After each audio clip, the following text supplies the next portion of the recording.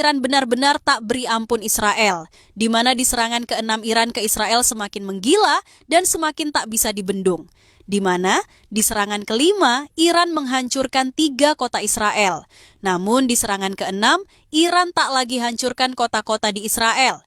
Tetapi saat ini rudal Iran hancurkan industri terbesar Israel, yaitu minyak dan gas bumi yang berada di ladang gas Tamar dan Leviathan di lepas pantai Mediterania, yang merupakan sumber penghasilan terbesar Israel harus hancur karena serangan balasan rudal Iran. Bahkan salah satu pengusaha terbesar dan terkaya di Israel, yaitu Eyal Ofer, mengaku alami kerugian besar karena rudal Iran hancurkan ladang gas terbesarnya. Begini saat rudal terbaik Iran lumpuhkan industri Israel. Begini penjelasan lengkapnya. Pure reflection of the aptitude and professional care and diligence that has been applied to this.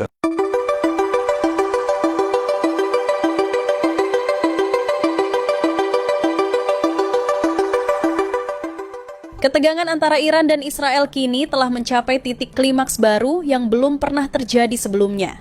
Setelah 5 gelombang serangan balasan yang menghancurkan sejumlah kota penting di Israel, namun di serangan ke-6 dari Iran menjadi yang paling mengguncang dunia, bukan karena jumlah korban jiwa atau skala kehancuran kota, tetapi karena sasaran serangan ini langsung menyentuh inti kekuatan ekonomi dan keberlangsungan finansial Israel.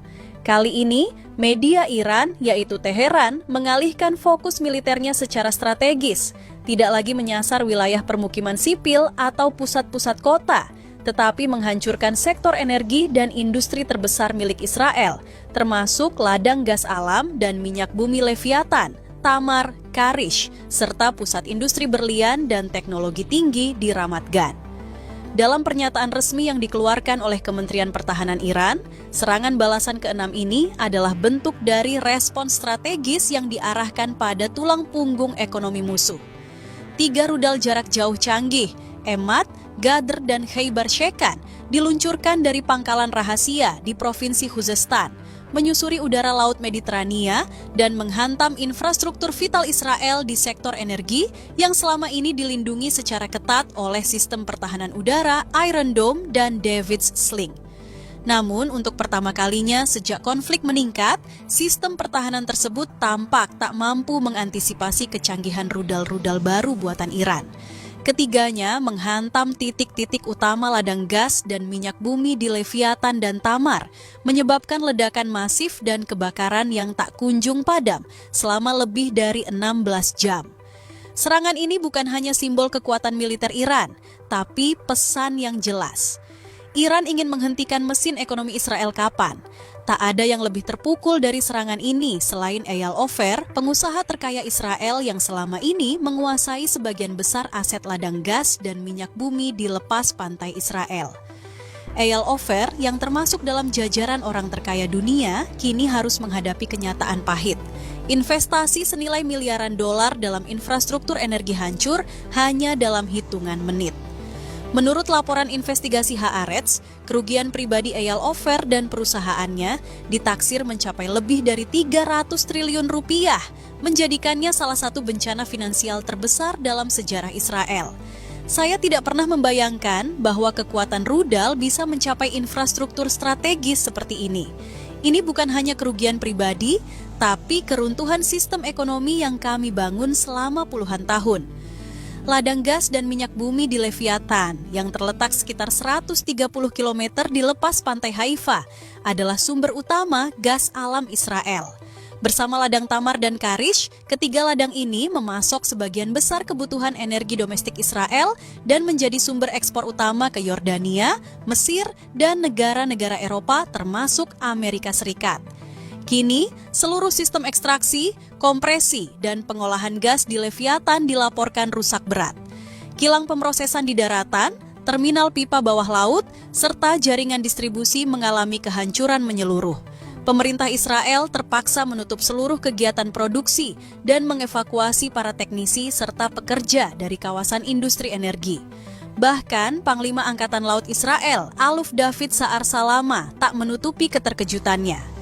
Dalam pernyataan resmi yang disiarkan di kanal militer, ia menyebut serangan ke-6 Iran ini sebagai bentuk perang non-konvensional yang menyasar sistem napas ekonomi negara. Kami fokus pada pertahanan kota dan militer, sementara Iran bergerak di luar dugaan kami.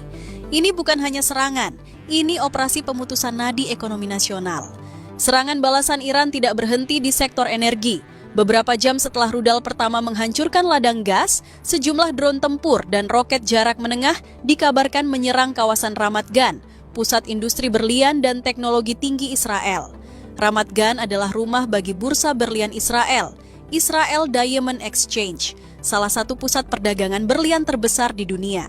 Selain menjadi simbol kemewahan, industri berlian di Israel juga menyumbang miliaran dolar dalam ekspor tahunan. Fasilitas pemolesan berlian dan pabrik pemotongan di kawasan ini menjadi sasaran langsung, dengan sejumlah fasilitas dilaporkan rusak parah akibat ledakan. Selain berlian, kawasan ini juga merupakan jantung industri teknologi tinggi Israel, termasuk manufaktur drone, perangkat lunak cyber, hingga startup kecerdasan buatan. Beberapa fasilitas strategis kini berada dalam kondisi siaga penuh setelah Iran mengisyaratkan bahwa target mereka selanjutnya adalah industri teknologi dan pertahanan digital Israel. Tak butuh waktu lama, serangan ke-6 ini mengundang gelombang kepanikan di masyarakat dan pemerintahan Israel. Jika ladang gas kita bisa dihancurkan, industri teknologi kita bisa dilumpuhkan, maka ini bukan sekadar perang. Ini adalah awal dari kehancuran negara Israel. Bursa saham Tel Aviv dilaporkan anjlok lebih dari 20% dalam sehari. Investor global mulai menarik modal, dan tekanan internasional atas ketegangan yang meningkat membuat nilai tukar shekel melemah drastis terhadap dolar dan euro. Serangan balasan ke-6 Iran adalah bukti nyata bahwa medan perang kini tak lagi hanya di darat atau udara, tapi juga di sektor ekonomi dan infrastruktur strategis. Iran telah membuktikan bahwa mereka tidak hanya memiliki kekuatan militer, tetapi juga kemampuan intelijen dan strategi ekonomi yang presisi.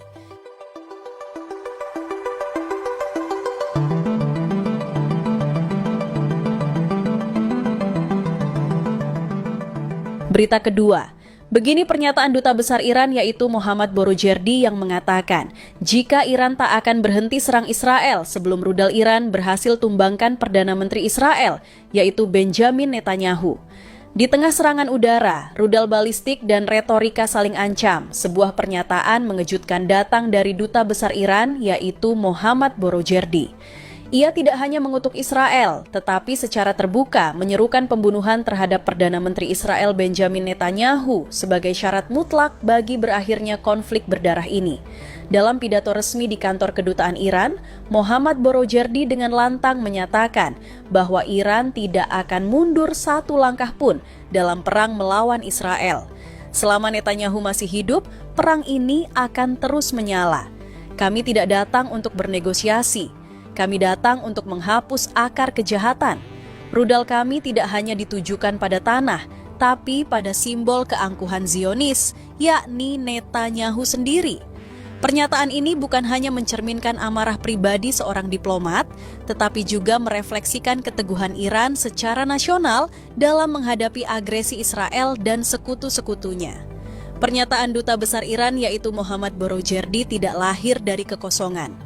Ia menanggapi ucapan mengerikan dari Benjamin Netanyahu yang sebelumnya mengatakan bahwa perang Iran-Israel hanya akan berakhir jika pemimpin tertinggi Iran, Ayatollah Ali Khamenei, terbunuh. Bagi Iran, ucapan tersebut adalah deklarasi perang total, bukan hanya terhadap militer Iran, tapi terhadap ideologi dan kepemimpinan spiritual negara tersebut. Dan Mohammad Borojerdi dalam posisinya sebagai duta besar menjawab dengan kalimat penuh keberanian.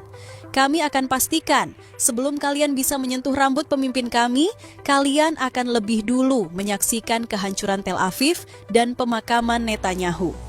Dalam pernyataan emosional yang menuai simpati luas dari warga Iran di perantauan dan kelompok anti-Zionis di Asia Tenggara, Mohammad Borojerdi menyatakan kesiapannya untuk mati demi memastikan